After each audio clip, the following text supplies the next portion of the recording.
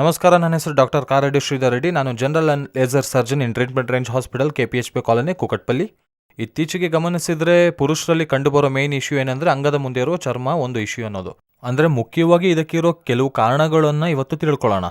Phimosis ಅಂತೀವಿ ಇದನ್ನು. ಅಂದರೆ ಅಂಗದ ಮುಂದೆ ಇರುವ ಚರ್ಮ ಏನಾದರೂ ಮೂವ್ ಆಗದೆ ಇದ್ರೆ, ಸ್ಟ್ರಕ್ ಆಗ್ತಿದ್ರೆ ಅದನ್ನೇ ನಾವು ಫೈಮೋಸಿಸ್ ಅಂತ ಕರಿತೀವಿ. ಇದಕ್ಕೆ ನಾವು ಫೈಮೋಸಿಸ್ ಬಗ್ಗೆ ತಿಳ್ಕೊಳ್ಳೋಣ. ಅಸಲಿಗೆ ಫೈಮೋಸಿಸ್ಗೆ ಕಾರಣ ಏನು, ಇದರ ಸಿಂಪ್ಟಮ್ಸ್ ಹೇಗಿರುತ್ತೆ, ಅದಕ್ಕೆ ಯಾವ ಥರ ಲೇಟೆಸ್ಟ್ ಚಿಕಿತ್ಸೆ ಅವೈಲೇಬಲ್ ಇದೆ ಅನ್ನೋದನ್ನು ಇವತ್ತು ತಿಳ್ಕೊಳ್ಳೋಣ.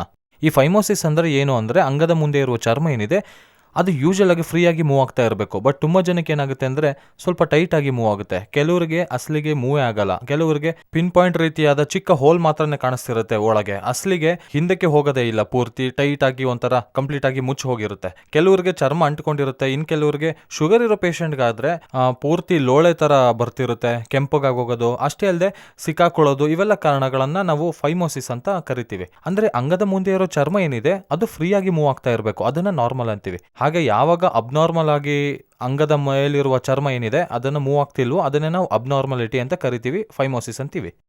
ಈ ಫೈಮೋಸಿಸ್ಗೆ ಮುಖ್ಯ ಕಾರಣಗಳೇನು ಅಂತ ನೋಡೋದಾದರೆ ಡಯಾಬಿಟಿಸ್ ಇರೋರಿಗೆ ಈ ಚರ್ಮದ ಒಂದು ಕ್ವಾಲಿಟಿ ಹೋಗೋದ್ರಿಂದ ಚರ್ಮ ಅನ್ನೋದು ಮಂದ ಆಗಿ ಬದಲಾಗೋದು ಆಗಿರ್ಬೋದು, ಇಲ್ಲಾಂದರೆ ಕಲರ್ ಬದಲಾಗೋದು, ಇಲ್ಲಾಂದರೆ ಒಣಗೋದು, ಕೆಂಪಗಾಗೋದು, ಈ ಥರ ಕ್ರ್ಯಾಕ್ಸ್ ಬಲವಂತವಾಗಿ ಎಳೆಯೋದ್ರಿಂದ ಆಗೋದು, ಈ ಥರದ್ದೆಲ್ಲ ಸಾಮಾನ್ಯವಾಗಿ ಇತ್ತೀಚಿನ ದಿನಗಳಲ್ಲಿ ನಾವು ನೋಡ್ತಾ ಇದ್ದೀವಿ.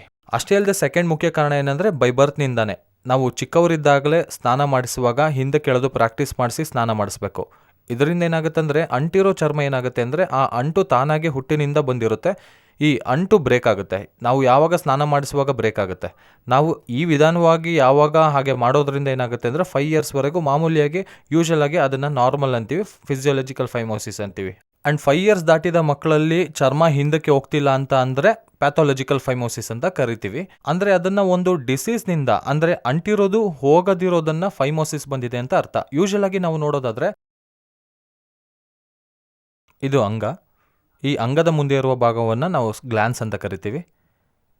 ಈ ಮೇಲೆ ಈ ಚರ್ಮ ಹೀಗೆ ಸ್ಟ್ರೈಟ್ ಆಗಿರುತ್ತೆ, ಕೆಳಗಿರೋ ಚರ್ಮ ಮಾತ್ರ ಇಲ್ಲಿ ಅಟ್ಯಾಚ್ ಆಗಿ ಈ ರೀತಿಯಾಗಿರುತ್ತೆ. ಈ ಅಟ್ಯಾಚ್ಮೆಂಟ್ನೇ ನಾವು ಫ್ರೆನ್ಯುಲಮ್ ಅಂತ ಕರಿತೀವಿ. ಫ್ರೆನ್ಯುಲಮ್ ಇದೊಂದು ಅಟ್ಯಾಚ್ಮೆಂಟು. ಸೊ ಇಲ್ಲಿರೋ ಅಂಗದ ಮುಂದೆ ಇರುವ ಚರ್ಮ ಫ್ರೀಯಾಗಿ ಮೂವ್ ಆಗ್ತಾ ಇರಬೇಕು ಅಂದರೆ ಇದಕ್ಕಿಂತ ಬ್ಯಾಕ್ ಸೈಡ್ ಫ್ರೀಯಾಗಿ ಬರಬೇಕು. ಹಾಗೆ ಫ್ರೀಯಾಗಿ ಬರಲಿಲ್ಲ, ಕೆಲವ್ರಿಗೆ ಇಲ್ಲಿವರೆಗೂ ಮಾತ್ರ ಬರುತ್ತೆ, ಹಿಂದೆ ಕೇಳಿದ್ರೆ ಇಲ್ಲಿವರೆಗೆ ಬರುತ್ತೆ, ಕೆಲವ್ರಿಗೆ ಇಲ್ಲಿವರೆಗೂ ಬರುತ್ತೆ ಫ್ರೀಯಾಗಿ, ಇನ್ನು ಕೆಲವ್ರಿಗೆ ಇಲ್ಲಿಗೆ ಬಂದು ಸ್ಟಕ್ ಆಗುತ್ತೆ, ಹಾರ್ಡ್ ಆಗುತ್ತೆ. ಇನ್ನು ಕೆಲವ್ರಿಗೆ ನೋಡೋದಾದ್ರೆ ಈ ಚರ್ಮ ಕಂಪ್ಲೀಟಾಗಿ ಇಲ್ಲಿಗೆ ಬಂದು ಕ್ಲೋಸ್ ಆಗಿ ಚಿಕ್ಕ ಪಾಯಿಂಟ್ ಮಾತ್ರನೇ ಉಳಿದಿರುತ್ತೆ, ಇದರಲ್ಲಿ ಮೂತ್ರ ಬರ್ತಿರುತ್ತೆ. ಇಂಥವ್ರಿಗೆ ಇಲ್ಲಿ ಉಬ್ಬೋದು ಕೂಡ ಆಗ್ತಿರುತ್ತೆ. ಒಂದೊಂದು ಸಾರಿ ಮೂತ್ರ ಇದರಲ್ಲಿ ತುಂಬ ಹೋಗಿ ಉಬ್ಬಿ ಮೆಲ್ಲಗೆ ಒಂದೊಂದು ಡ್ರಾಪ್ ಬೈ ಡ್ರಾಪ್ ಸೋರೋದು ಕೂಡ ಆಗ್ತಿರುತ್ತೆ. ಇಲ್ಲಾಂದರೆ ಇದನ್ನು ಗಟ್ಟಿಯಾಗಿ ಪ್ರೆಸ್ ಮಾಡಿದರೆ ಮಾತ್ರ ಮೂತ್ರ ಬರ್ತಿರುತ್ತೆ. ಈ ಥರದ್ದೆಲ್ಲ ಲಕ್ಷಣ ನೋಡ್ತಿರ್ತೀವಿ, ಫೈಮೋಸಿಸ್ ಅಂತ ಕರಿತೀವಿ. ಈ ಪ್ರಾಬ್ಲಮ್ನೇ ನಾವು ಫೈಮೋಸಿಸ್ ಅಂತೀವಿ. ಈ ಫೈಮೋಸಿಸ್ಗೆ ಮುಖ್ಯ ಕಾರಣ ಡಯಾಬಿಟಿಸ್, ಫಸ್ಟ್ ರೀಸನ್ ಡಯಾಬಿಟಿಸ್. ಆದರೆ ಚಿಕ್ಕವರಿದ್ದಾಗ ನಾವು ಹೇಗಂದರೆ ಅಡೇಷನ್, ಅಂದರೆ ಈ ಚರ್ಮ ಅನ್ನೋದು ಅಂಟಿಕೊಳ್ಳುತ್ತೋ ಈ ಚರ್ಮದ ಒಂದು ಅಡೇಷನ್ನ ನಾವು ಬ್ರೇಕ್ ಮಾಡಬೇಕು. ಸ್ನಾನ ಮಾಡಿಸುವಾಗ ನಾವು ಬ್ರೇಕ್ ಮಾಡ್ತಾ ಹಿಂದಕ್ಕೆ ಮುಂದಕ್ಕೆ ಮಾಡ್ತಾ ಇರಬೇಕು, ಪ್ರಾಕ್ಟೀಸ್ ಮಾಡಬೇಕು. ಯಾವಾಗ ಪ್ರಾಕ್ಟೀಸ್ ಮಾಡಲ್ವೋ ಆ ಚರ್ಮ ಹಾಗೆ ಅಂಟಿಕೊಳ್ಳುತ್ತೆ. ಫ್ಯೂಚರ್ನಲ್ಲಿ ಟೀನೇಜ್ಗೆ ಬರೋ ಹೊತ್ತಿಗೆ ಹಿಂದಕ್ಕೆ ಬಂದಿರೋದು ಅಂಟಿಕೊಂಡು ಹಾಗೆ ಉಳಿಯೋದು, ಇಂಥದ್ದು ನಡೆಯುತ್ತೆ. ಸೊ ಇದಕ್ಕೆ ಲೇಟೆಸ್ಟ್ ಚಿಕಿತ್ಸೆ ಏನು ಅಂತ ನೋಡೋದಾದರೆ ಕನ್ವೆನ್ಷನಲ್ ಮೆಥಡ್, ಓಪನ್ ಮೆಥಡ್ ಅಂತೀವಿ. ಇದನ್ನು ಕಟ್ ಮಾಡಿ ಮಾಡ್ತಾರೆ. ಕುಯ್ದು ಹೊಲಿಗೆ ಹಾಕೋದ್ರಿಂದ 10 ರಿಂದ 15 ದಿನ ಬೆಡ್ ರೆಸ್ಟ್ ಇರಬೇಕಾಗುತ್ತೆ. ಡೈಲಿ ಡ್ರೆಸ್ಸಿಂಗ್ಸ್ ಮಾಡಬೇಕಾಗುತ್ತೆ. ಆ್ಯಂಡ್ ಹೈಜಿನ್ ಇರಲ್ಲ, ಹೈಜಿನ್ ಆಗಿ ಇಟ್ಕೊಳ್ಳಿಲ್ಲ ಅಂದರೆ ಹೊಲಿಗೆ ಮತ್ತೆ ಬಿಚ್ಚೋಗುತ್ತೆ. ಈ ಥರ ಆಗಿ ಸೆಕೆಂಡ್ರಿ ಫ್ಯೂಚರ್ ಕೂಡ ಅಗತ್ಯ ಬೀಳ್ಬೋದು. ಮೇನ್ ಇಂಪಾರ್ಟೆಂಟ್ ಏನಂದರೆ ಕಾಸ್ಮೆಟಿಕ್ ರಿಸಲ್ಟ್ಸ್ ಇರಲ್ಲ. ಬಟ್ ನಾವು ಮಾಡೋ ಲೇಟೆಸ್ಟ್ ಸರ್ಜರಿ ಏನಿದೆ, KSR ಸ್ಟೇಪ್ಲರ್ ಸರ್ಕಮ್ಸಿಷನ್ ಸರ್ಜರಿ. ಈ KSR ಸ್ಟೇಪ್ಲರ್ ಸರ್ಕಮ್ಸಿಷನ್ ಸರ್ಜರಿಲಿ ಏನಾಗುತ್ತೆ ಅಂದರೆ ಇದನ್ನು ನಾವು ಒಂದು ರೀತಿ ಸಿಂಪಲ್ ಒಂದು ಇನ್ಸ್ಟ್ರೂಮೆಂಟ್ನಲ್ಲಿ ಮಾಡಬೇಕಾಗತ್ತೆ. ಇದರಲ್ಲಿ ಪಿನ್ಸ್ ಇರುತ್ತೆ ಆ್ಯಂಡ್ ಅದಕ್ಕೆ ಜೊತೆಯಾಗಿ ಒಂದು ಸಿಲಿಕಾನ್ ರಿಂಗ್ ಇರುತ್ತೆ.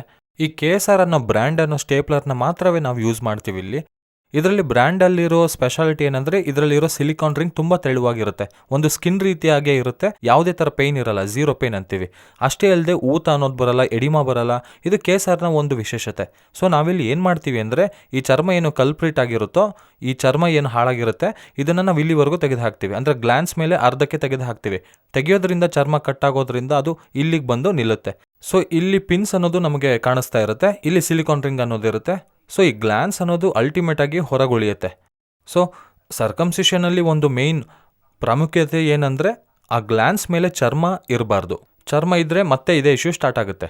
ಸೊ ಗ್ಲ್ಯಾನ್ಸ್ ಮೇಲೆ ಚರ್ಮನ ತೆಗಿಬೇಕಾಗುತ್ತೆ. ಇದನ್ನೇ ನಾವು ಲೇಟೆಸ್ಟ್ ಆಗಿ ಸ್ಟೇಪ್ಲರ್ ಮೆಥಡ್ನಲ್ಲಿ ಮಾಡ್ತೀವಿ. ಇದು ಜಸ್ಟ್ 5 ಮಿನಿಟ್ಸ್ ಪ್ರೊಸೀಜರ್. ನಾವು ಹಾಫ್ ಅನ್ ಅವರ್ನಲ್ಲಿ ಪೇಷಂಟ್ನ ಡಿಸ್ಚಾರ್ಜ್ ಮಾಡಿ ಕಳಿಸ್ತೀವಿ. ಯಾವುದೇ ಥರ ಬೆಡ್ ರೆಸ್ಟ್ ಇರಲ್ಲ. ಅಂಡ್ ಮೋಸ್ಟ್ ಇಂಪಾರ್ಟೆಂಟ್ ಏನಂದ್ರೆ ಇಲ್ಲಿ ಕಾಸ್ಮೆಟಿಕ್ ಆಗಿ ನೋಡೋದಾದ್ರೆ 100ಗೆ 100% ಕಾಸ್ಮೆಟಿಕ್ ರಿಸಲ್ಟ್ಸ್ ಇರುತ್ತೆ. ಅಂಡ್ 0 ಪೇನ್ ಆಗಿರುತ್ತೆ. ಅಂಡ್ ಯಾವುದೇ ರೀತಿಯಾದ ಎಡಿಮಾ ಇರಲ್ಲ, ಯಾವುದೇ ತೊಂದರೆ ಇರಲ್ಲ. ಪೇಷಂಟ್ ಇಮಿಡಿಯೇಟ್ ಆಗಿ ಅವರವರ ಕೆಲಸಕ್ಕೆ ಹೋಗ್ಬೋದು, ಅವರವರ ಜಾಬ್ ಮಾಡ್ಕೋಬಹುದು. ಯಾವುದೇ ತರ ಬೆಡ್ ರೆಸ್ಟ್ ಇರಲ್ಲ, ಯಾವುದೇ ರೀತಿ ಪಥ್ಯ ಅವಶ್ಯಕತೆ ಇರಲ್ಲ, ತಿಂಡಿ ರಿಸ್ಟ್ರಿಕ್ಷನ್ಸ್ ಆರ್ ಫುಡ್ ರಿಸ್ಟ್ರಿಕ್ಷನ್ಸ್ ಇರಲ್ಲ. ಸೊ ಯಾರಿಗಾದ್ರೂ ಈ ಸಿಂಪ್ಟಮ್ಸ್, ನಾನು ಹೇಳಿದ ಸಿಂಪ್ಟಮ್ಸ್ ಏನಾದರೂ ಇದ್ರೆ ತಪ್ಪದೆ ನನ್ನ ಕನ್ಸಲ್ಟ್ ಮಾಡಿ. ನಾವು KSR ಸ್ಟೇಪ್ಲರ್ಸ್ ನಲ್ಲಿ ಸರ್ಕಮ್ಸಿಷನ್ ಮಾಡಿಸ್ಕೊಳ್ಳೋದ್ರಿಂದ ಈ ಪ್ರಾಬ್ಲಮ್ಸ್ ನ ಸಾಲ್ವ್ ಮಾಡಬಹುದು. Thank you very much.